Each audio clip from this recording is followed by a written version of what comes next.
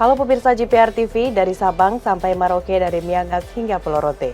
Bertemu lagi bersama saya Bona Azharinisa dalam program Kominfo Newsroom. Halo pemirsa GPR TV, dari Sabang sampai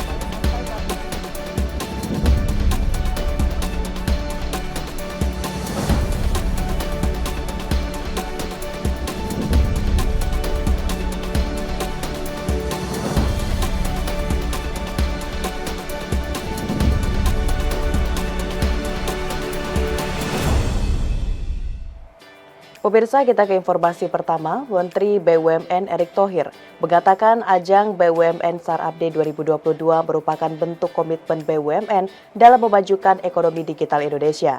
Dalam kesempatan tersebut, Presiden Joko Widodo menyampaikan ekonomi digital menjadi peluang bagi ekonomi Indonesia lebih kuat di masa depan.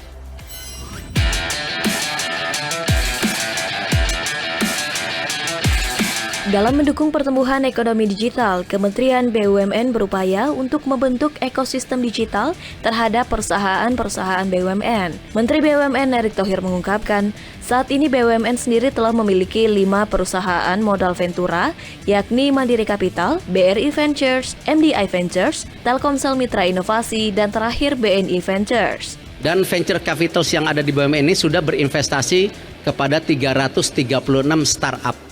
Yang memang kalau dilihat hari ini banyak juga yang sudah mulai menjadi unicorn atau unicorn, Bapak.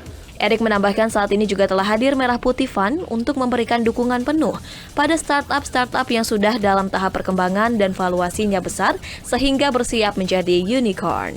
Nah, karena itu Merah Putih Fund kita hadir, kita masuk ke investasi di situ, tetapi dengan catatan foundernya orang Indonesia, perusahaannya harus beroperasi di Indonesia dan bayar pajak di Indonesia, dan bisa tentunya diprioritaskan untuk go public di Indonesia.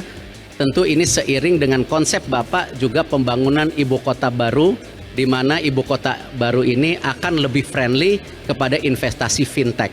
Melalui BUMN Startup Day, Presiden Republik Indonesia Joko Widodo mengarahkan pentingnya untuk melihat kebutuhan pasar sebelum memulai bisnis startup. Hal ini sangat penting sebagai cikal bakal startup berkembang dan bertumbuh menjadi ekosistem yang bermanfaat bagi masyarakat. Presiden juga menekankan pentingnya badan usaha milik negara untuk menjalankan fungsinya dalam mendorong ekosistem pada startup, serta memastikan pentingnya venture capital dalam memastikan pendanaan startup. Ini nanti fungsinya venture capital, fungsinya BUMN, agar ekosistem besar yang ingin kita bangun ini bisa saling sambung sehingga semuanya terdampingi dengan baik dan bisa tidak gagal untuk masuk ke pasar-pasar, ke peluang-peluang yang ada di negara kita.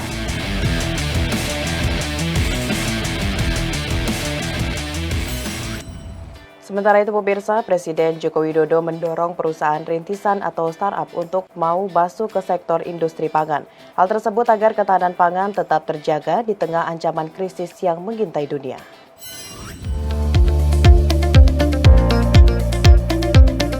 Pandemi COVID-19 dan perang antara Rusia dan Ukraina telah mengakibatkan terjadinya krisis global, mulai dari pangan, energi, hingga finansial.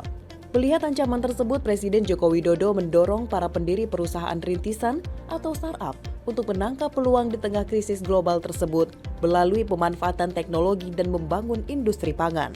Berdasarkan analisa, pertumbuhan startup Indonesia terus meningkat dengan 2022 ini, mengalami peningkatan jauh dari tahun 2022, yakni 8 kali lipat dan diperkirakan mencapai 632 triliun rupiah.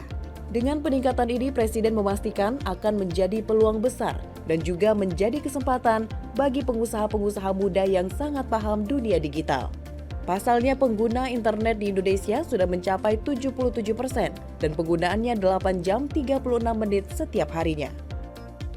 Dan startup Indonesia ini tertinggi ke-6 di dunia. Pertama memang Amerika, India, UK, Kanada, Australia, Indonesia, nomor 6. Ini juga sebuah potensi yang besar yang harus kita kembangkan. Oleh karena itu, terkait masalah krisis pangan menjadi persoalan besar yang harus dipecahkan. Terlebih, saat ini porsi ekonomi digital di sektor agrikultura baru sebesar 4%, masih di bawah sektor vintage yang sebesar 23% dan retail sebesar 14%. Karena di dalam urusan pangan itu ada yang namanya urusan produksi, ada yang namanya urusan distribusi, ada yang namanya urusan pasar. Di sini ada peluangnya semuanya.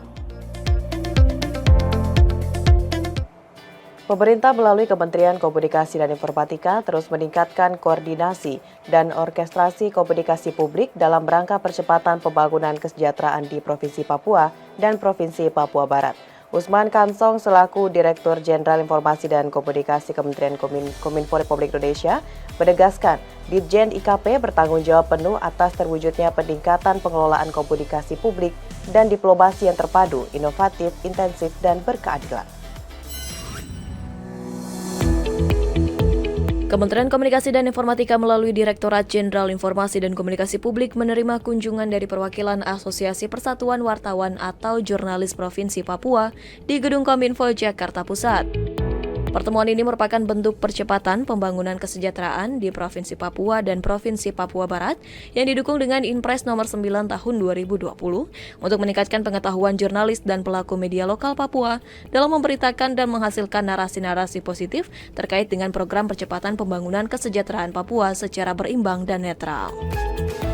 Direktur Jenderal Informasi dan Komunikasi Publik Usman Kansong mengungkapkan bahwa Ditjen IKP bertanggung jawab penuh atas terwujudnya peningkatan pengelolaan komunikasi publik yang diplomasi yang terpadu, inovatif, intensif, dan berkeadilan.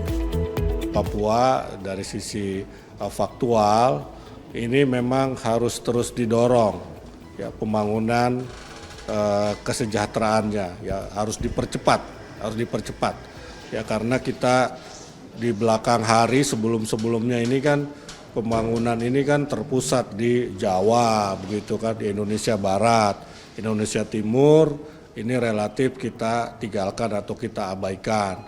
Nah, dengan konsep Indonesia sentris yang dicanangkan Pak Jokowi, maka menjadi penting bagi kita ya untuk bagaimana mendorong percepatan pembangunan kesejahteraan di Papua khususnya dalam konteks ini ya tentu saja di daerah-daerah lain juga tetap diperhatikan ya tetapi dalam konteks ini, dalam konteks kunjungan ini kan teman-teman media dari Papua yang kita undang gitu.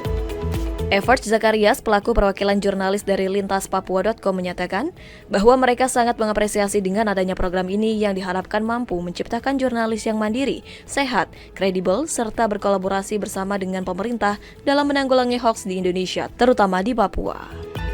Harapan kami tentu ya bisa berkolaborasi lebih lanjut. Tentunya kita menjadi jurnalis yang juga mencegah adanya hoaks atau informasi-informasi fake yang tidak sesuai yang mungkin mengganggu kepentingan negara atau mengganggu konstelasi situasi keamanan.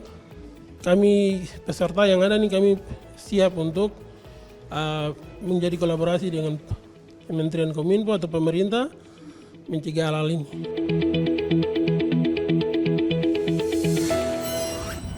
Dalam pelaksanaan Trade Investment and Industry Ministerial Meeting G20 Bali menghasilkan kesepakatan kompendium yang mempromosikan investasi untuk pembangunan berkelanjutan. Dalam kompendium ini membuat negara-negara menghasilkan strategi investasi negara lainnya dengan memprioritaskan keunggulan komparatif di negara tersebut.